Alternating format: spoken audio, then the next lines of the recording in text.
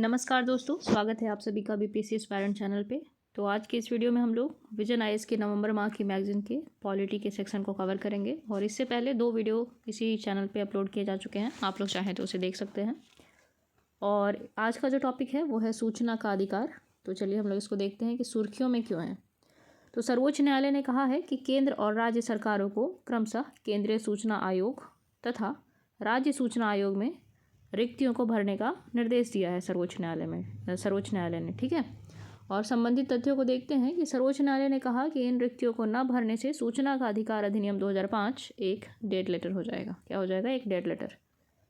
अब जो वाद है जिसमें सर्वोच्च न्यायालय ने ये कहा है वो कौन सा वाद है? तो यह है कि अंजलि भारद्वाज एवं अन्य बनाम भारत संघवाद 2019 में सर्वोच्च न्यायालय ने अपने निर्णय में केंद्रीय सूचना आयोग और राज्य सूचना आयोगों में रिक्तियों को जल्द से जल्द भरने का निर्देश दिया था। हालांकि केंद्र और राज्यों ने अभी तक कोर्ट के निर्देश का पालन नहीं किया है और इन रिक्तियों से बड़ी संख्या में मामले लंबित हो गए हैं और अपीलों शिकायतों के निपटान में अत्यधिक देरी हो रही है, ठीक है। तो अब देखते हैं आगे कि CIC केंद्रीय सूचना आयोग और राज्य जो सूचना का अधिकार संशोधन अधिनियम 2019 है उसके बारे में कुछ यहाँ पे फैक्ट दिए हुए हैं। वो देखते हैं कि CIC एक सांविधिक निकाय है। इसका गठन 2005 में RTI अधिनियम 2005 के तहत किया गया था और आयोग के क्षेत्राधिकार में सभी केंद्रीय लोक प्राधिकारी आते हैं, ठीक है। जो सेंट्रल पब्लिक अथॉरिटीज़ हैं सभी आते हैं इसके तहत। अब RTI संशोधन अधिनियम 2019 जो हुआ था इसके अनुसार क्या है कि केंद्र सरकार नियम बनाकर केंद्र व राज्य दोनों स्तरों पर मुख्य सूचना आयुक्त और अन्य सूचना आयुक्त, ठीक है, information commissioner, chief information commissioner और इन्फॉर्मेशन कमिश्नर के कार्यकाल की अवधि एवं वेतन निर्धारित कर सकती है। किसके तहत? तो RTI संशोधन अधिनियम 2019 के तहत, ठीक है, याद रखना है आपको। और साथ ही साथ पेन पेपर लेके अगर बैठे हैं तो अच्छी बात है, नहीं लेके बैठे तो वीडियो पॉज कीजिए और जाकर पेन पेपर लीजिए और इसके नोट्स बनाइए, ठीक है। आंसर राइटिंग में बहुत सारे स्टूडेंट्स को, बहुत सारे एस्पायरेंट्स को परेशानी होती है, तो उन्हें पहले तो यही सवाल समझ नहीं आता कि लिखें क्या। तो आप चूँकि अभी मैगज़ीन पढ़ रहे हैं तो उसके जहाँ पे मैं ये अंडरलाइन करूँगी ना वो पॉइंट आपको लिखना है। धीरे धीरे ऐसे आप आज एक टॉपिक पढ़ रहे हैं या आज 2-3 टॉपिक पढ़े, उसका कुछ नोट्स बना लिया, ठीक है। तो ऐसे करके धीरे धीरे आपके आंसर राइटिंग या फिर आपके नोट्स बनाने की जो हैबिट है वो बिल्ड होगी और आपको इस बात की परेशानी नहीं होगी कि लिखना क्या है कॉपी में, ठीक है। तो चलिए आगे चलते हैं कि सूचना का अधिकार संशोधन अधिनियम 2019 के तहत अधिसूचित किया गया था कि CIC और ICs 3 वर्ष की अवधि के लिए पद पर बने रहेंगे। इससे पहले क्या प्रावधान था? ये 3 वर्ष की अवधि का प्रावधान किस में किया गया? संशोधन अधिनियम RTI संशोधन अधिनियम 2019 में।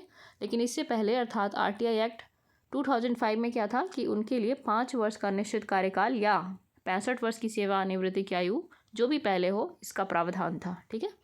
और संशोधन यह सुनिश्चित करने के लिए किया गया था कि ICS के पद से हटने के भय के बिना प्रशासन के वरिष्ठ अधिकारियों के प्रति भी अपनी शक्तियों का उपयोग कर सके, अर्थात उन्हें कार्यकाल की सुनिश्चितता दी गई कि आप बिना किसी भय के कार्य करें। अगर कोई भी वरिष्ठ पदाधिकारी भी भ्रष्टाचार में लिप्त है तो आप उनके खिलाफ भी एक्शन ले सकते हैं और बिना किसी भय के, ठीक है। चलिए आगे हम लोग देखते हैं सूचना के अधिकार के बारे में। तो क्या है इसको अगर आम जन की भाषा में बात करें ना तो ये होता है कि सरकार के पास जो सूचनाएं उपलब्ध हैं, कुछ वैसी सूचनाएं जिससे कि देश की संप्रभुता, एकता, अखंडता पर कोई प्रभाव ना हो और उसका संबंध आम जन से हो, लोक कल्याण से हो, उससे संबंधित सूचनाओं की मांग करना क्या कहलाता है? RTI कहलाता है, ठीक है। तो इसको अब हम लोग व्यवस्थित रूप से परिभाषित करते हैं कि RTI का तात्पर्य है कि कोई भी भारतीय नागरिक राज्य या केंद्र सरकार के कार्यालयों और विभागों से कोई भी सूचना जिसे सार्वजनिक जानकारी माना जाता है प्राप्त करने का अनुरोध कर सकता है। और 1986 में सर्वोच्च न्यायालय ने श्री कुलवाल बनाम जयपुर नगर निगम वाद में यह निर्देश दिया था कि संविधान के अनुच्छेद 19 के तहत प्रदान की गई वाक एवं अभिव्यक्ति की स्वतंत्रता का तात्पर्य RTI से है, ठीक है। तो सर्वोच्च न्यायालय ने क्या निर्देश दिया था कि अनुच्छेद 19 के तहत जो स्वतंत्रता प्रदान की गई है उसका तात्पर्य भी RTI ही है, ठीक है। जब तक आपके पास कोई सूचना नहीं होगा, ठीक है, सरकार के खिलाफ आप कब बोलेंगे? जब आपके पास कोई सूचना हो, है ना। सरकार के खिलाफ कोई आपके पास फैक्ट हो, कोई इन्फॉर्मेशन हो, उसके आंकड़े हो, तभी तो आप सरकार के खिलाफ आवाज़ उठाएंगे और लोकतंत्र में आवाज़ उठाना ही महत्वपूर्ण बात होती है, ठीक है। तो जब आपके पास फैक्ट नहीं है तो आप सरकार के खिलाफ आवाज़ नहीं उठा सकते हैं, सरकार को क्वेश्चन नहीं कर सकते हैं, सरकार की नीतियों पर प्रश्न नहीं लगा सकते हैं, है ना। तो सर्वोच्च न्यायालय ने यही कहा कि यह अनुच्छेद 19 का तात्पर्य किससे है, तो आरटीआई से है। ठीक है, अब आगे देखते हैं कि आरटीआई अधिनियम 2005 ने सूचना की स्वतंत्रता अधिनियम 2002 का स्थान लिया है। जब आरटीआई एक्ट 2005 नहीं था तब कौन सा एक्ट था, तो सूचना की स्वतंत्रता एक्ट 2002 था। ठीक है, अब नेक्स्ट है कि कार्मिक और प्रशिक्षण विभाग अर्थात डीओपीटी आरटीआई अधिनियम को लागू करने के लिए उत्तरदायी नोडल एजेंसी है और यह कार्मिक लोक शिकायत और पेंशन मंत्रालय के अधीन कार्य करता है। मोस्ट इंपॉर्टेंट कि नोडल विभाग कौन सा है, नोडल एजेंसी कौन सी है, तो कार्मिक और प्रशिक्षण विभाग। इसको नोट करिए कॉपी में आप लोग। अब देखते हैं हम लोग यहाँ पे कि आरटीआई अधिनियम 2005 के प्रमुख प्रावधान दिए गए हैं। तो इसको देखने से पहले यहाँ देखते हैं आरटीआई अधिनियम का महत्व क्या है। तो यहाँ पे जो शब्द है ना, जो वाक्य बनाया हुआ है वो मैगजीन की भाषा है। आपको कोशिश करना है आप इसे अपने शब्दों में लिखें। ठीक है, तो महत्व क्या है कि नागरिकों को लोक प्राधिकारियों से जानकारी प्राप्त करने का अधिकार देकर उन्हें सशक्त बनाता है। तो ये नागरिक अधिकारों को सशक्त बनाता है किस मामले में, ताकि वो लोक प्राधिकारियों से जानकारी प्राप्त कर सके। ठीक है, नेक्स्ट है यह सरकार के कामकाज में पारदर्शिता और जवाबदेहिता को बढ़ाता है। पारदर्शिता सुनिश्चित करता है और जवाबदेहिता बढ़ाता है। ठीक है, भ्रष्टाचार को कम करने और लोकतंत्र को वास्तविक अर्थों में लोगों के लिए उपयोगी बनाने में मदद करता है। भ्रष्टाचार को कम करता है, लाल फीताशाही अर्थात अफसरशाही को कम करता है। ठीक है, तो इस प्रकार ये उपयोगी है। और क्या है, बेहतर संचार के जरिए सरकार व लोगों के मध्य संबंधों को मजबूत करता है। सरकार व लोगों के मध्य जो संबंध है उसको मजबूत करता है और जिससे क्या होता है, सुशासन की प्राप्ति भी करने में ये सहायक है। ठीक है, अगर ये सरकार है और ये जनता है और ये बीच में एक लकीर है जिसको हम लोग दूरी मान लें, तो सरकार और जनता के मध्य यहाँ पे दूरी है, तो आरटीआई के एक्ट से ये दूरी धीरे धीरे कम हो सकती है। ठीक है, और जब सरकार और जनता एक साथ हो जाएंगे तो वो क्या होगा, सुशासन की बेहतर स्थिति होती है, सुशासन की स्थिति होती है। ठीक है, अब नेक्स्ट है सरकारी रिकॉर्ड डेटाबेस के प्रबंधन में सुधार करने में भी सहायता करता है। और आगे है कि सरकार की कार्यप्रणाली के संबंध में नागरिकों में जागरूकता बढ़ाने और संसदीय लोकतंत्र को मजबूत करने में मदद करता है। तो ये इसको आप लोग 2 पॉइंट में कर सकते हैं कि नागरिकों में जागरूकता बढ़ाता है और संसदीय लोकतंत्र को मजबूत करता है। ठीक है, चलिए अब हम लोग यहाँ चलते हैं कि आरटीआई एक्ट के मुख्य प्रावधान को देखते हैं। तो इसमें मेनली क्या दिया हुआ है इसमें मेनली दिया हुआ है कुछ धाराएं दी हुई हैं जो इस एक्ट में प्रदत्त हैं। ठीक है, तो उसको देखते हैं। धारा 2H में क्या कहा गया है, तो लोक प्राधिकारी से संबंध है यहाँ पे कि लोक प्राधिकारी किसको कहेंगे, तो इसका तात्पर्य है कि किसी ऐसे प्राधिकरण या निकाय या स्वायत्त शासी संस्था से है जिसे संविधान द्वारा या उसके अधीन स्थापित किया गया हो। अर्थात लोक प्राधिकारी कौन होगा, जिसे कि संविधान में जिसका वर्णन हो, अर्थात जो संविधान के कार्यों के अनुसार मतलब सरकार में उसे दायित्व, संविधान में उसे दायित्व सौंपे गए हो। ठीक है, और नेक्स्ट क्या है, संसद राज्य विधानमंडल द्वारा बनाए गए किसी अन्य कानून द्वारा स्थापित किया गया हो। ठीक है, वैसा भी अधिकारी जिसे कि संसद या राज्य विधानमंडल द्वारा कानून बनाया गया हो। ठीक है, और नेक्स्ट क्या है, सरकार द्वारा जारी अधिसूचना या आदेश के जरिए स्थापित या गठित किया गया हो। और इसमें कौन कौन शामिल होंगे, तो ऐसी संस्था जो सरकार के स्वामित्व में या नियंत्रण में है या प्रत्यक्ष या अप्रत्यक्ष रूप से सरकार से वित्त पोषित है। कोई भी ऐसी संस्था जो कि सरकार द्वारा वित्त पोषित है वो लोक प्राधिकारी के तहत आएगी। ठीक है, और ऐसे एनजीओज गैर सरकारी संगठन जो सरकार द्वारा प्रत्यक्ष या अप्रत्यक्ष रूप से उपलब्ध कराए गए फंड से वित्त पोषित करते हो, अर्थात जिसका भी संबंध सरकार से वित्त पोषण प्राप्त करने से है, वो किस में आएंगे, वो लोक प्राधिकारी के तहत आएंगे। ठीक है, पब्लिक अथॉरिटी के तहत आएंगे। तो ये हम किस में देखा हमने, धारा 2H के तहत। अब देखते हैं धारा 4(1)(b) के तहत। इसके तहत ऐसी सूचनाओं की सूची प्रदान की गई है। ठीक है, सूची प्रदान की गई है जिसका लोक प्राधिकारियों द्वारा स्वतः संज्ञान या अग्र सक्रिय आधार पर प्रकटीकरण किया जाना चाहिए। अर्थात कुछ ऐसे सूचनाएं हैं जिसे कि इन लोक प्राधिकारियों द्वारा, जो कि धारा 2H में है, उनके द्वारा प्रदर्शित किया जाना चाहिए स्वयं ही। ठीक है, बिना किसी निर्देश के। ठीक है, और धारा 6(1) में क्या है कि कोई व्यक्ति जो इस अधिनियम के तहत कोई सूचना प्राप्त करना चाहता है उसे केंद्रीय लोक सूचना अधिकारी CPIO या राज्य लोक सूचना अधिकारी PIO को लिखित रूप में या इलेक्ट्रॉनिक माध्यम से अनुरोध करना होता है। ठीक है, आप लिखित रूप से भी मांग सकते हैं अथवा इलेक्ट्रॉनिक माध्यम से भी अनुरोध कर सकते हैं। अब धारा 7 क्या कहता है कि इसके तहत PIOs द्वारा, PIO से क्या आशय है यहाँ पे, तो इसका यहाँ पे दिया होगा पब्लिक इन्फॉर्मेशन ऑफिसर होगा इसका मेनली। और इसके तहत PIOs द्वारा सूचना प्रदान करने के लिए अधिकतम समय सीमा तय की गई है। ठीक है, अधिकतम समय सीमा भी है कि आपको कितने दिनों के अंदर सूचना प्रदान करना है। ठीक है, नेक्स्ट है कि धारा 8, इसके तहत कुछ मामलों में सूचना के प्रकटीकरण से छूट प्रदान की गई है। अब देश की संप्रभुता, एकता, अखंडता की बात आएगी तो सूचना का प्रकटीकरण तो गलत हो जाएगा ना, इसीलिए कुछ मामलों में छूट प्रदान की गई है। अब देखते हैं कि आरटीआई एक्ट 2005 के तहत सूचना प्रदान करने से छूट। तो हाल ही में केंद्र सरकार ने DOPT के माध्यम से RTI एक्ट 2005 की धारा 24(2) के तहत एक अधिसूचना जारी की है। और इस अधिसूचना के तहत भारतीय कंप्यूटर आपातकालीन प्रतिक्रिया दल अर्थात CERT-इन को RTI एक्ट के दायरे से छूट प्रदान की गई है। इसके द्वारा CERT-इन को RTI अधिनियम की दूसरी अनुसूची में शामिल किया गया है। ठीक है। और RTI अधिनियम की धारा 24 में यह प्रावधान किया गया है कि RTI कानून दूसरी अनुसूची में शामिल किए गए आसूचना और सुरक्षा संगठनों पर लागू नहीं होगा। ठीक है। और ये यहाँ क्या बोला गया है कि जो भी आसूचना या इंटेलिजेंस और सिक्योरिटी संगठन है उन पर क्या होगा, तो ये एक्ट लागू नहीं होगा, अर्थात वो सूचना के दायरे से बाहर होंगे। ठीक है। और आगे है कि हालांकि भ्रष्टाचार और मानवाधिकार उल्लंघन के आरोपों से संबंधित सूचना को इस उपधारा के तहत छूट नहीं दी जाएगी। अगर भ्रष्टाचार की बात होगी तो कोई भी संगठन हो उसमें छूट नहीं होगा। अगर मानवाधिकार के उल्लंघन की बात होगी तो उसे छूट नहीं दिया जाएगा। लेकिन चूंकि वो इंटेलिजेंस और देश की सोशल सिक्योरिटी से रिलेटेड है तो इसलिए ये जो CERT-इन है उसे छूट दी गई है। ठीक है। अब आगे देखते हैं हम लोग। दूसरी अनुसूची में रॉ और IB जैसी आसूचना खुफिया और सुरक्षा एजेंसियां शामिल हैं। और CERT-इन को इस अनुसूची में शामिल करने के बाद इसमें कुल 27 एजेंसियां हो गई हैं। ठीक है। तो दूसरी अनुसूची में कुछ जो एजेंसियां हैं उनको शामिल किया गया है, जो यहाँ पे उल्लेख हुआ है ना कि CERT-इन को किस में शामिल किया गया है, दूसरी अनुसूची में। ठीक है। कानून RTI एक्ट की दूसरी अनुसूची में शामिल किया गया है। तो उसी के तहत कितनी एजेंसियां हो गई हैं अब? 27, जिन्हें कि RTI एक्ट से छूट प्रदान है, क्योंकि वो देश की सुरक्षा से संबंधित हैं। उनके इन्फॉर्मेशन जो है वो देश की सुरक्षा और अखंडता से संबंधित है, मेनली सिक्योरिटी से रिलेटेड है, इसीलिए उन्हें RTI के तहत छूट प्रदान की गई है। और RTI अधिनियम 2005 के तहत अन्य छूट में क्या क्या शामिल है, तो धारा 8(1) के तहत सभी छूटों की सूची दी गई है। और ऐसी सूचना जिसे प्रकट करने से भारत की संप्रभुता और अखंडता, राज्य की सुरक्षा, रणनीतिक, वैज्ञानिक और आर्थिक हित, अन्य देशों के साथ संबंधों पर प्रतिकूल प्रभाव पड़ता हो या किसी अपराध को बढ़ावा मिलता हो, उसे छूट प्रदान की गई है। किसमें? धारा 8(1) के तहत। आपको ये धारा याद करने की आवश्यकता नहीं है, आपको RTI अधिनियम 2005 की जो मूल भावना है उसे याद करना है। ठीक है। और याद करना इन द सेंस उसे समझना है। और ऐसी सूचना जिसे प्रकट करने से न्यायालय की अवमानना होती है उसे भी RTI के तहत नहीं प्राप्त किया जा सकता। ऐसी सूचना जो संसद या राज्य विधानमंडल के विशेषाधिकारों का उल्लंघन करती हो वो भी शामिल है धारा 8(1) में। और ऐसी सूचना जो वाणिज्यिक गोपनीयता, ट्रेड सीक्रेट या बौद्धिक संपदा से जुड़ी हो, जिसे प्रकट करने से किसी तीसरे पक्ष की प्रतियोगी स्थिति को नुकसान होता हो। हालांकि यदि सक्षम प्राधिकारी को यह लगता है कि लोकहित में ऐसी सूचना प्रकट करना जरूरी है तो वह ऐसी सूचना प्रकट करने की अनुमति दे सकता है।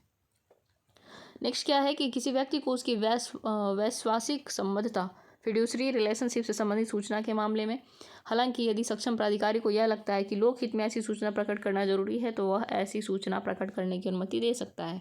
ठीक है। किसी व्यक्ति का पर्सनल जो इन्फॉर्मेशन है उससे संबंधित ये बात की जा रही है। और किसी विदेशी सरकार से विश्वास पर प्राप्त सूचना को भी प्रकटीकरण से छूट प्राप्त है। और ऐसी सूचना जिसे प्रकट करने से किसी व्यक्ति का जीवन या शारीरिक सुरक्षा खतरे में पड़ सकता हो उसे भी प्रकाशित करने से छूट प्राप्त है। ठीक है। और बाकी भी है कि अपराधों की जांच या गिरफ्तारी, मंत्रिमंडल के दस्तावेज और ऐसी सूचना जो किसी की व्यक्तिगत सूचना से संबंधित हो, जो प्रकट करने से किसी सार्वजनिक क्रियाकलाप या हित से कोई संबंध न हो और जिसमें निजता का अनावश्यक उल्लंघन होता हो, उसे प्रकटीकरण से छूट प्राप्त है। ठीक है। अब नेक्स्ट है धारा 8(2) में क्या कहा गया है कि यदि सूचना के प्रकटीकरण के कारण लोकहित को होने वाला लाभ संरक्षित हित के नुकसान से अधिक है तो RTI अधिनियम की धारा 8(1) और ऑफिशियल सीक्रेट एक्ट 1923 के तहत छूट प्राप्त जानकारी का खुलासा किया जा सकता है। ठीक है। अर्थात यहाँ पे कॉन्फ्लिक्ट होता है, दो चीज़ें हैं। ठीक है। यदि किसी का व्यक्तिगत हित प्रभावित हो रहा है, A अगर व्यक्तिगत हित है और B को अगर हम लोग लोक कल्याण मान लें, तो यदि किसी पर्टिकुलर किसी भी व्यक्ति को, मान लो कि यहाँ पे D नाम का कोई व्यक्ति है। ठीक है। D नाम का व्यक्ति है, अगर उसके व्यक्तिगत अधिकार यहाँ प्रभावित हो रहे हैं लेकिन उससे लोक कल्याण को ज़्यादा प्रभावी हो रहा है, लोक कल्याण को बढ़ावा मिल रहा है या लोक कल्याण के लिए वो आवश्यक है, तो उसकी सूचना, उसके जो व्यक्तिगत डिटेल है उसको प्रकाशित कर दिया जाएगा। ठीक है। यहाँ पे यही कहा जा रहा है। ठीक है। आगे चलते हैं।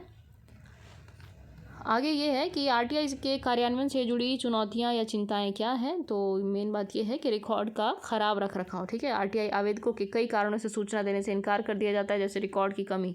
अगर किसी ऑफिस से किसी सूचना की जानकारी मांगी जा रही है तो ऑफिस से ये कह दिया जाता है कि संबंधित जो जानकारी आपके द्वारा जो मांगी जा रही है उससे रिलेटेड जो हमारे पास रिकॉर्ड है उसकी कमी है या फिर वो नष्ट हो चुका है। या फिर रिकॉर्ड का उचित प्रारूप में नहीं है या गुम हो गए हैं। जैसे बहाने, क्या बोलूँ, बहाने भी होते हैं कभी कभी, या फिर कभी कभी वो जेन्युइन रीज़न भी होता है, ठीक है। और विशेष करुण मामलों में सूचना देने से इनकार कर दिया जाता है जब इमारतों, भूस्वामित्व और अधिकारियों के स्थानांतरण पर सूचना मांगी गई हो। नेक्स्ट क्या है, अवसंरचना और कर्मचारियों की कमी। तो कॉमनवेल्थ ह्यूमन राइट्स स्टडी के अनुसार 2012-13 और 2018-19 के बीच आरटीआई याचिकाओं की कुल संख्या में 83% की वृद्धि हुई है, ठीक है। हालांकि उन्हें संभालने के लिए निर्धारित सीपीआईओज की संख्या में केवल 13% की ही वृद्धि हुई है। यह बढ़ते आरटीआई आवेदनों को संभालने हेतु कर्मचारियों की कमी की उजागर करती है। तो हम लोग क्या देख रहे थे, आरटीआई के कार्यान्वयन से जुड़ी चुनौतियां। तो पहला तो हमने देखा कि रिकॉर्ड का खराब रख रखाव, और दूसरा है कि अवसंरचना की कमी, तीसरा क्या हो जाएगा, कर्मचारियों की कमी, ठीक है। कर्मचारियों की कमी से मशीनरी जूझती है तो कार्य भी बाधित होते हैं, ठीक है। और क्या है कि इसके अलावा मणिपुर, छत्तीसगढ़, महाराष्ट्र, बिहार और पंजाब में सूचना आयुक्त के बिना काम कर रहे हैं, ठीक है। ये बात भी चिंता का विषय है। अत्यधिक विलंब और देरी की देश के कई आयोगों में अपील और शिकायतों के कारण मामलों में निपटान में अत्यधिक देरी हुई है। इससे आरटीआई कानून निष्प्रभावी हो गया है। सतर्क नागरिक संगठन के एक अध्ययन के अनुसार जून 2022 तक लगभग 3.4 लाख अपीलें और शिकायतें लंबित थी। और धमकी और हिंसा की क्या बात हो रही है कि पिछले 15 वर्षों में आरटीआई आवेदन दायर करने वाले 80 से अधिक लोगों की हत्या कर दी गई है। ये अपने आप में चिंता का विषय है। इससे क्या है, ये लोकतंत्र की हत्या ही है कि जहाँ व्यक्ति के अधिकार सुरक्षित नहीं है, व्यक्ति खुद सुरक्षित नहीं है। अधिकार की तो बाद में बात की जा रही है। जबकि 175 अन्य लोगों पर हमला किया गया। इसके अतिरिक्त कई आवेदकों को उत्पीड़ित किए जाने की सूचनाएं भी दर्ज की गई है। अब क्या है, जागरूकता की कमी। तो आरटीआई अधिनियम के लागू होने के बाद से इस अधिनियम के तहत अपने अधिकारों के बारे में जनता के बीच जागरूकता की कमी रही है। इस कारण से विशेष रूप से ग्रामीण भारत में इस कानून का कम उपयोग हो रहा है, ठीक है। नेक्स्ट है आगे की राह। तो हम लोगों को क्या करना चाहिए, तो रिक्तियों को भरना चाहिए, जागरूकता अभियान चलाना चाहिए, सुरक्षा पर ध्यान देना चाहिए। जो भी व्यक्ति अगर आरटीआई दायर कर रहे हैं तो उनकी सुरक्षा का प्रावधान करना चाहिए सरकार को। प्रशिक्षण भी देना चाहिए सरकारी अधिकारियों को, ठीक है। और फिर क्या है, अग्र सक्रिय प्रकटीकरण। यदि संस्थाएं स्वयं ही स्वतः संज्ञान लेकर ही अपने जो सूचनाएं हैं उसको साझा कर देंगी तो उसके लिए आवेदनों का बोझ कम हो सकता है, ठीक है। तो ये रहा हमारा आरटीआई से रिलेटेड जो मेन टॉपिक था, मेंस से रिलेटेड। मेंस में ये पूछा जा सकता है, ठीक है। तो इसको हम लोगों ने अभी कवर किया। और अभी नेक्स्ट जो टॉपिक है वो है विशेष श्रेणी का दर्जा। तो मैं इसी वीडियो में कवर कर दे रही हूँ इसको, क्योंकि कोशिश है कि नवंबर माह की मैगज़ीन हम लोग दिसंबर की जो मैगज़ीन होगी उसके आने से पहले ही कंप्लीट कर लें। तो चलिए हम लोग इस टॉपिक को इसी वीडियो में कवर करते हैं। अगर आप लोग बोर हो गए हो या फिर आपको लग रहा हो कि आपको ब्रेक लेना हो तो आप वीडियो पॉज करके ब्रेक लीजिए 2 मिनट का, और उसके बाद फिर से आइए और इस जो टॉपिक है विशेष श्रेणी का दर्जा उसको कवर कीजिए, क्योंकि ये मोस्ट इम्पॉर्टेंट टॉपिक है, ठीक है। तो आप ब्रेक ज़रूर ले सकते हैं 2 मिनट का, लेकिन वीडियो देखना है क्योंकि ये मोस्ट इम्पॉर्टेंट टॉपिक है, ठीक है। चलिए आगे चलते हैं। विशेष श्रेणी का दर्जा, इसमें क्या है, सुर्खियों में क्यों है, और अन्य संबंधित तथ्यों को भी देखेंगे, और स्पेशल जो स्टेटस है उसके बारे में भी हम लोग पढ़ेंगे। तो क्या है, तो हाल ही में बिहार मंत्रिमंडल ने राज्य को विशेष श्रेणी का दर्जा देने हेतु एक संकल्प पारित किया है। इस संकल्प में केंद्र सरकार से अनुरोध किया गया है कि वह बिहार को स्पेशल कैटेगरी स्टेटस का दर्जा देने पर विचार करें, ठीक है। और अन्य संबंधित तथ्य के निम्नलिखित के आधार पर बिहार के लिए स्पेशल कैटेगरी स्टेटस की मांग की जा रही है। तो कौन कौन से आधार है जिसके आधार पर बिहार की सरकार मांग कर रही है स्पेशल कैटेगरी स्टेटस अर्थात विशेष श्रेणी का दर्जा की। तो ये है राज्य में गरीबी और पिछड़ापन, प्राकृतिक संसाधनों की कमी। अगर राज्य में गरीबी की बात करें ना, तो नीति आयोग की जो रिपोर्ट है राष्ट्रीय बहुआयामी गरीबी सूचकांक, उसके तहत 33.76% गरीब बिहार में है अभी, ठीक है। मतलब बिहार की जो गरीबी है वो 33.76% है, जो अपने आप में चिंता का विषय है। हालांकि सुधार हो रहा है, लेकिन यह आंकड़ा यही कहता है। तो इसीलिए यहाँ की जो सरकार है वो मांग कर रही है, ठीक है। तो चलिए हम लोग आगे देखते हैं। और आगे है कि प्राकृतिक संसाधनों की कमी। राज्य का उत्तरी क्षेत्र नियमित रूप से बाढ़ से प्रभावित होता है, और जबकि दक्षिणी भाग में गंभीर रूप से सूखा पड़ता है। अगर आर्थिक सर्वेक्षण 2022-23 की बात करें तो राज्य में 32 ऐसे ज़िले हैं जो कि सूखा से प्रभावित रहे हैं, ठीक है। 32 ज़िले सूखा से प्रभावित रहे। और अगर वैसे देखा जाए तो गंभीर रूप से प्रभावित ज़िलों की संख्या 13 है, ठीक है। आगे देखते हैं हम लोग। आगे है कि राज्य के विभाजन के कारण ज़्यादातर उद्योग झारखंड के हिस्से में चले गए थे। इससे राज्य में रोजगार और निवेश के अवसरों में अत्यधिक कमी आई है। और बिहार के अलावा उड़ीसा और आंध्र प्रदेश भी स्पेशल कैटेगरी स्टेटस की मांग कर रहे हैं। ठीक है, अब ये क्या है स्पेशल कैटेगरी स्टेटस अर्थात विशेष श्रेणी का दर्जा क्या है, तो इसको हम लोग देखते हैं। गौरतलब है कि स्पेशल कैटेगरी स्टेटस अर्थात विशेष श्रेणी का दर्जा केंद्र सरकार द्वारा राज्यों हेतु किए जाने वाले एक तरह का वर्गीकरण है। राज्यों को वर्गीकृत किया गया है। ठीक है, और यह दर्जा उन राज्यों को उनके विकास में सहायता के लिए दिया जाता है।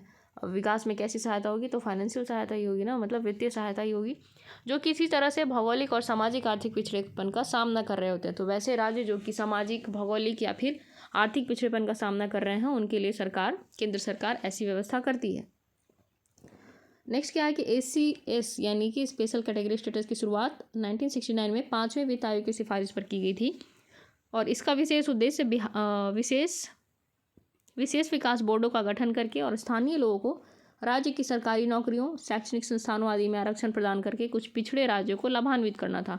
तो किस प्रकार से कर रही थी सरकार इसकी मदद, तो ये कर रही थी विशेष विकास बोर्ड की स्थापना करके। ठीक है, और सरकारी नौकरियों में और फिर शैक्षणिक संस्थानों में जो वहाँ के स्थानीय लोग हैं, राज्य के लोग हैं, उन्हें आरक्षण प्रदान करके मदद की जा रही थी। और ये चीज़ आपको नोट करना है। ठीक है, ये प्रीलिम्स में भी पूछा जा सकता है कि विशेष श्रेणी के दर्जे की जो सिफारिश थी किस वित्त आयोग द्वारा या किसके द्वारा, निम्न में से किसके द्वारा की गई थी, तो उसमें दे देगा 5वां वित्त आयोग, 7वां वित्त आयोग, 15वां वित्त आयोग, ऐसा करके कुछ भी दिया जा सकता है। ठीक है, तो ये आप नोट कर लीजिए कब किया गया था, 1969 में 5वें वित्त आयोग की सिफारिश पर। ठीक है, और ये क्या है स्पेशल कैटेगरी स्टेटस राज्यों को गॉडगिल मुखर्जी फॉर्मूला के आधार पर प्रदान होता था, ये भी आपको नोट करना है। और केंद्र सरकार द्वारा राष्ट्रीय विकास परिषद की सिफारिशों के आधार पर कुछ निर्धारित मानदंडों को पूरा करने वाले राज्यों को SCS प्रदान किया गया था। ठीक है, स्पेशल कैटेगरी स्टेटस। अब यहाँ इसको आगे पढ़े उससे पहले हम यहाँ देखते हैं कि विशेष श्रेणी का दर्जा प्रदान करने के लिए जो निर्धारित मानदंड है वो क्या है, तो पहाड़ी और दुर्गम इलाका और कम जनसंख्या घनत्व या राज्य में जनजातीय आबादी का एक बड़ा हिस्सा होना। ठीक है, और फिर क्या है पड़ोसी देशों से लगी सीमाओं पर सामरिक अवस्थिति और आर्थिक और अवसंरचना संबंधी पिछड़ापन और राज्य वित्त के स्रोत का अनिश्चित होना। तो ये सारे मानदंड हैं जिसके आधार पर कि विशेष श्रेणी का दर्जा प्रदान किया जाता है। अब क्या करना है आपको, इसको नोट करिए और इसको कंठस्थ कर लीजिए। ठीक है, ये चीज़ें तो भूलनी नहीं है कि क्या आधार है, क्या मापदंड है विशेष श्रेणी के राज्य के दर्जे के लिए। ठीक है, आगे देखते हैं। जब 5वां वित्त आयोग के द्वारा सिफारिश की गई कि स्पेशल कैटेगरी स्टेटस देना चाहिए, तब कितने राज्यों को ये SCS प्रदान किया गया, तो 3 राज्य थे। ये नोट कर लीजिए आप लोग, 1969 में 3 राज्यों को SCS प्रदान किया गया। कौन कौन, तो जम्मू कश्मीर, असम और नागालैंड। और ये भी नोट करना है कि पहला वह राज्य कौन सा था जिसे कि स्पेशल कैटेगरी स्टेटस प्रदान किया गया, ये क्वेश्चन पूछा जा सकता है। तो ये आंसर हो जाएगा जम्मू और कश्मीर। ठीक है, नेक्स्ट है कि वर्तमान में 11 राज्यों को स्पेशल कैटेगरी स्टेटस का दर्जा दिया गया है, और ये राज्य हैं असम, नागालैंड, हिमाचल प्रदेश, मणिपुर, मेघालय, सिक्किम और त्रिपुरा। और कौन सी, अरुणाचल प्रदेश, मिजोरम, उत्तराखंड और तेलंगाना। ठीक है, याद रखना है आपको, चाहे आप जैसे भी याद रखिए। ठीक है, आप एक तो याद रख सकते हैं उत्तर पूर्व के कुछ राज्यों को याद रख लीजिए।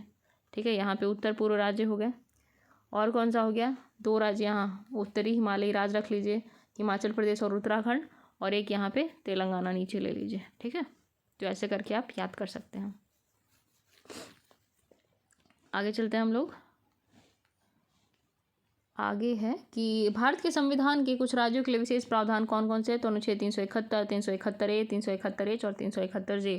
आपको ये बताना है 371A में क्या है, 371H में क्या है और 371J में क्या है। अगर किसी राज्य से संबंधित ये प्रावधान है तो उस राज्य के नाम आपको लिख देना है कमेंट सेक्शन में। ठीक है, और नेक्स्ट है कि ज्ञातव्य है कि संविधान किसी भी राज्य को स्पेशल कैटेगरी स्टेटस राज्य के रूप में वर्गीकृत नहीं करता है। मोस्ट इंपॉर्टेंट थिंग हमें क्या मिली यहाँ पे कि संविधान में स्पेशल कैटेगरी स्टेटस का जिक्र नहीं है, जो कि आपको पहले क्लियर हो जाना चाहिए था कि इसकी सिफारिश किसने की थी, तो 1969 में 5वें वित्त आयोग के द्वारा इसकी सिफारिश की गई थी। इतनी बार मैं रिपीट कर रही हूँ, आपको अभी तक तो याद ही हो गया होगा। वैसे आगे देखते हैं कि 14वें वित्त आयोग की सिफारिशों के अनुसार अब किसी भी राज्य को स्पेशल कैटेगरी स्टेटस प्रदान नहीं किया जाना चाहिए। इसके बाद से किसी भी नए राज्य को स्पेशल कैटेगरी स्टेटस नहीं दिया गया है। अब देखते हैं कि इससे संबंधित जो लाभ हैं वो क्या क्या होते हैं। ठीक है, तो केंद्रीय सहायता दी जाती है, वित्त पोषण दिया जाता है, खर्च नहीं किए गए फंड की निरंतरता होती है, प्रोत्साहन भी प्रदान किया जाता है। केंद्रीय सहायता में क्या है कि अतीत में गॉडगिल मुखर्जी फॉर्मूले के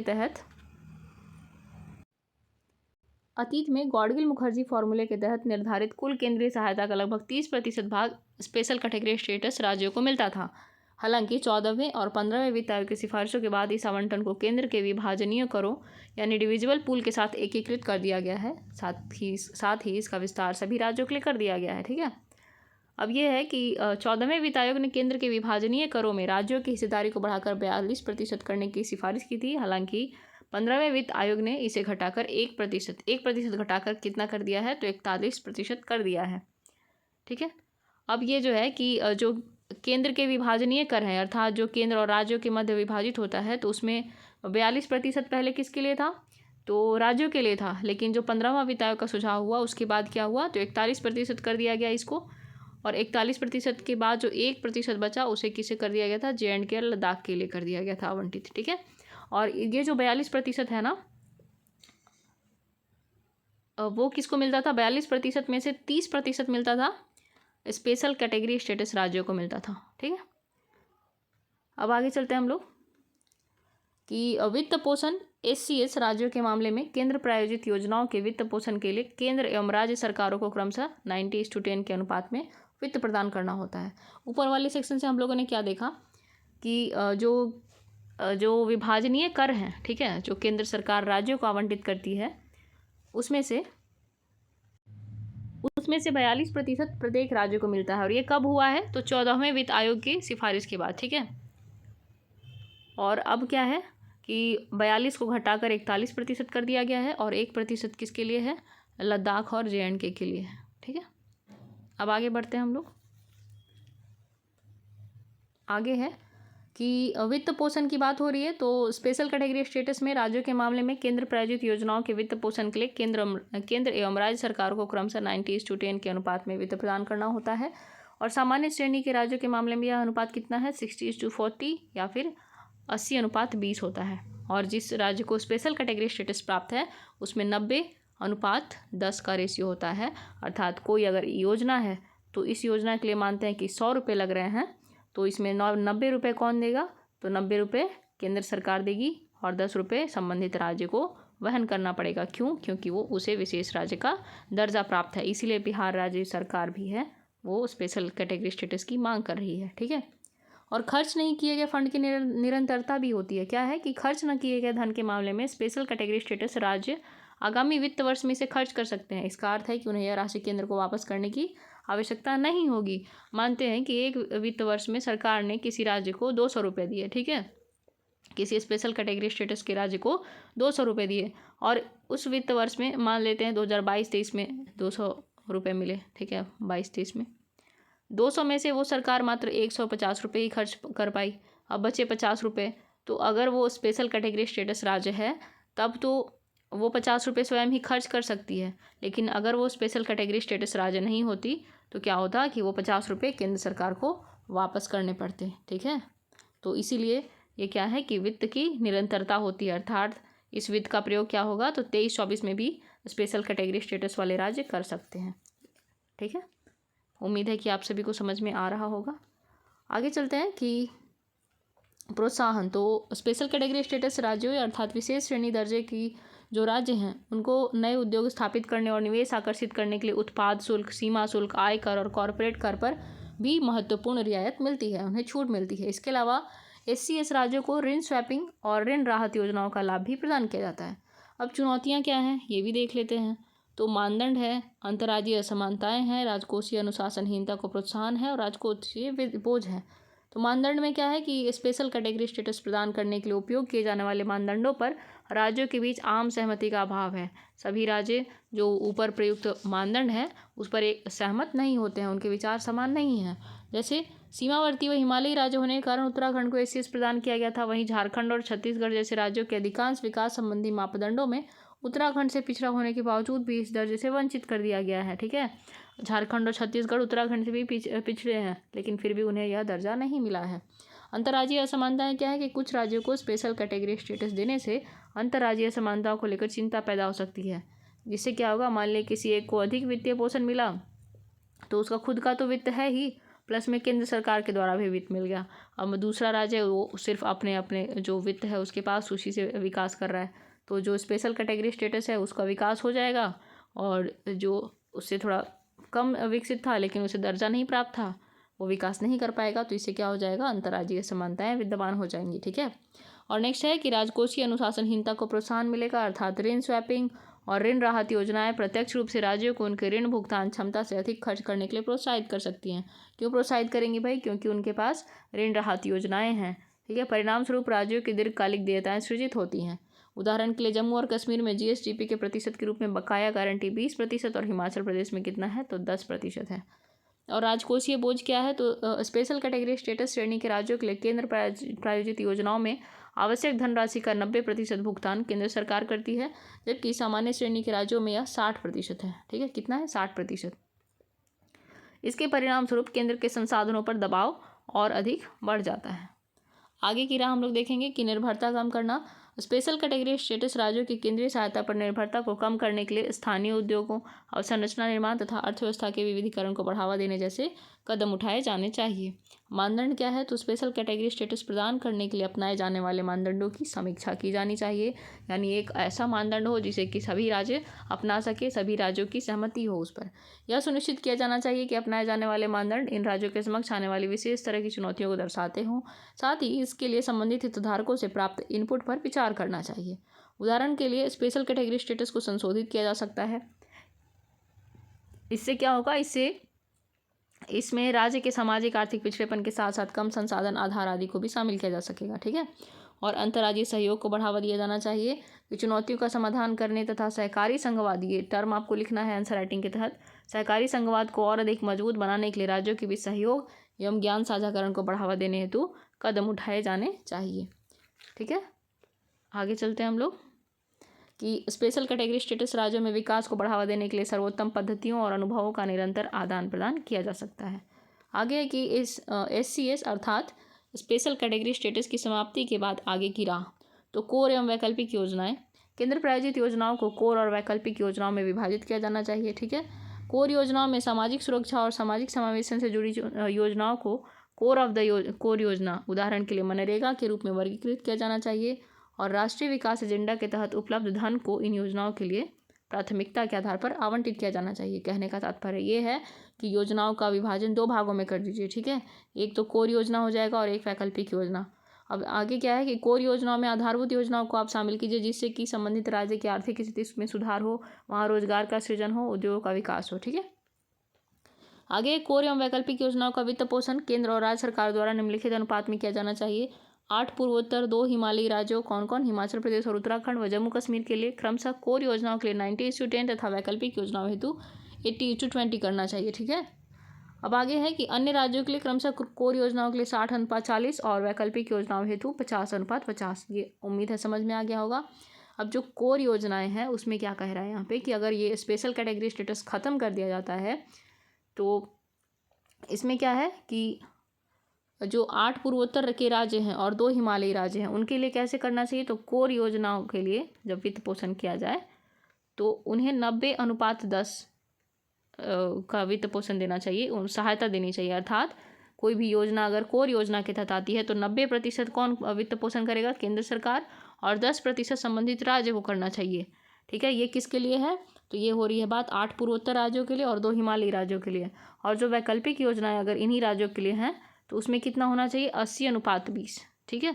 अर्थात कोई भी योजना जो वैकल्पिक योजना के तहत आएगी उसमें 80% मद है, 80% जो राशि है उसका वहन कौन करे, केंद्र सरकार करे, और 20% जो राशि है वो कौन वहन करे, तो ये संबंधित राज्य अर्थात 8 पूर्वोत्तर राज्य और 2 हिमालयी राज्य करें। और वहीं जब बात अन्य राज्यों की आती है जिन्हें कि जो इस कैटेगरी में शामिल नहीं है उनमें क्या है कोर योजना के लिए, तो जो अन्य राज्य हैं उनमें कोर योजनाओं में 60:40 हो। ठीक है। और बाकी जो वैकल्पिक योजना है उसमें 50:50 हो। अर्थात 60% राशि केंद्र सरकार वहन करे और 40% राशि संबंधित राज्य, और फिर वैकल्पिक योजना में तो 50:50 की बात की ही गई है। ठीक है। उम्मीद है आप सभी को समझ आ रहा होगा ये टॉपिक। इससे ज़्यादा और क्या तोड़ तोड़ के समझाया जा सकता है ना। आगे धनराशि जारी करने का तरीका सरल और केंद्र एवं राज्यों में नकदी प्रबंधन की मजबूत नीति के तहत होना चाहिए। संस्थागत व्यवस्था, तो नीति आयोग को सहकारी संघवाद को मजबूत करने का दायित्व सौंपा गया है। इससे समस्या समाधान मोड पर आपसी विचार विमर्श के लिए राज्य और केंद्र हेतु उपयुक्त मंच की तरफ कार्य करना चाहिए। और केंद्र शासित प्रदेशों के लिए व्यवस्था की बात की गई है कि गैर योजनागत और गैर विकास उद्देश्यों के लिए केंद्र शासित प्रदेशों को धन का हस्तांतरण गृह मंत्रालय की अनुदान मांगों के तहत किया जाता है। केंद्र सरकार सभी केंद्र शासित प्रदेशों के लिए कोर और वैकल्पिक योजनाओं का 100% वित्त पोषण किया जाना चाहिए। ठीक है, तो क्या कह रहा है कि जो केंद्र शासित प्रदेश है उनके लिए चाहे कोर योजना हो या वैकल्पिक योजना हो, उसमें 100% जो भुगतान है, जो वहन है, वित्त पोषण है, वो केंद्र सरकार के द्वारा किया जाना चाहिए। ठीक है, तो ये था हमारा important topic, special category status अर्थात विशेष श्रेणी का दर्जा की जो मांग की गई है बिहार सरकार के द्वारा, उसके बारे में हम लोगों ने पढ़ा, इसको बहुत अच्छे से पढ़ा है। अब आगे हम लोग चलते हैं और आगे संक्षिप्त जो सुर्खियाँ हैं, जिसमें से कि सारे नहीं बल्कि इम्पॉर्टेंट टॉपिक ही हम लोग देखेंगे।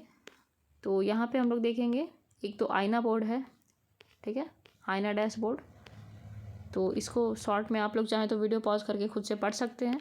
नेक्स्ट हम लोग आगे देखते हैं कि आपराधिक कानून में सुधार से संबंधित विधेयकों पर रिपोर्ट की बात की गई है। तो ये किसके द्वारा जारी किया गया है? तो गृह मामलों पर संसदीय स्थायी समिति ने आपराधिक कानून में सुधार से संबंधित 3 विधेयकों पर रिपोर्ट प्रस्तुत की है। ठीक है, तो ये कौन कौन से हैं? तो ये भारतीय दंड संहिता IPC 1860 का स्थान कौन लेगा? तो भारतीय न्याय संहिता लेगा।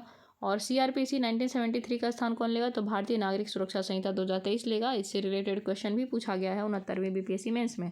ठीक है, और भारतीय साक्ष्य अधिनियम 1872 का स्थान लेने वाला कौन सा है विधेयक? तो भारतीय साक्ष्य विधेयक। बाद में इन विधेयकों को आगे की समीक्षा के लिए PSCs को भेजा गया था। और इन विधेयकों के क्या उद्देश्य हैं? तो अदालतों में बड़ी संख्या में लंबित मामलों के निपटान में मदद करना, ठीक है, समय पर न्याय सुनिश्चित करना, अप्रासंगिक औपनिवेशिक कानूनों को हटाना, न्यायोचित दोष सिद्धि की दरों में वृद्धि करना आदि। और विधेयक पर प्रस्तुत रिपोर्ट के मुख्य बिंदुओं पर एक नज़र हम लोग डालते हैं कि विधेयकों द्वारा किए जाने वाले मुख्य बदलाव। तो IPC की धारा 377 को हटा दिया गया है। यह धारा प्रकृति के नियम के खिलाफ, नियम के खिलाफ अप्राकृतिक यौन संबंध से संबंधित थी, तो इसे हटा दिया गया है। और फिर क्या है? तो समिति द्वारा की गई मुख्य सिफारिशें क्या है कि IPC की धारा 377 को लैंगिक रूप से तटस्थ बनाकर आंशिक रूप से बरकरार रखा जाना चाहिए। ठीक है, ये किसने सुझाव दिया है? तो ये पार्लियामेंट्री स्टैंडिंग कमेटी ने सुझाव दिया है क्या, कि इसको लैंगिक रूप से तटस्थ बनाकर आंशिक रूप से बरकरार रखा जाना चाहिए। ठीक, आगे चलते हैं कि उच्चतम न्यायालय ने व्यभिचार से संबंधित IPC की धारा 497 को निरस्त कर दिया था। और इसमें फिर कमेटी का क्या सुझाव है कि व्यभिचार को लैंगिक रूप से तटस्थ बनाकर इसे फिर से अपराध घोषित किया जाना चाहिए। ठीक है, और आगे क्या है कि IPC के प्रावधानों के तहत, और यहाँ पे एक मिनट ये देखते हैं कि सर्वोच्च न्यायालय ने क्या कहा था कि व्यभिचार के लिए जो धारा थी 497 उसको निरस्त तो कर दिया था, लेकिन सर्वोच्च न्यायालय के निर्देश में ये भी था कि व्यभिचार को तलाक के लिए एक मुख्य आधार माना जा सकता है। ठीक है, आगे चलते हैं कि IPC के प्रावधानों के तहत अपराधियों को 6 प्रकार की सजा दी जाती है, जैसे मृत्युदंड, आजीवन कारावास, संपत्ति की जब्ती, जुर्माना और सामुदायिक सेवा। तो यहाँ पे क्या है कि न्यायिक दंडाधिकारियों को सजा के रूप में सामुदायिक सेवा लागू करने में सक्षम बनाया जाना चाहिए। ठीक है, आगे है कि ऑनलाइन इलेक्ट्रॉनिक रूप से FIR दर्ज करवाने की व्यवस्था करना। और यहाँ है कि केवल राज्य निर्दिष्ट तरीकों के माध्यम से ही ऑनलाइन FIR की अनुमति दी जानी चाहिए। और यह है कि गिरफ्तारी के दौरान हथकड़ी का उपयोग करना।